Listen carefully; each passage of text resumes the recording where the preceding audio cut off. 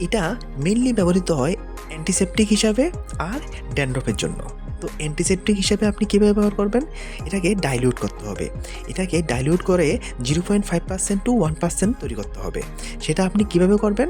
এটাকে 10 থেকে 5 ভাগ জলের সঙ্গে মিক্স করলেই কিন্তু হয়ে যাবে। তখন এটা দিয়ে আপনি যে কোনো ক্ষত বা পোড়া জায়গার স্থান বা চামড়ার মধ্যে যদি কোনো ফুসকুড়ি উঠে বা র্যাশেস উঠে, ওগুলিকে আপনি ওয়াশ করতে পারবেন বা ক্লিন করতে পারবেন। ঠিক আছে?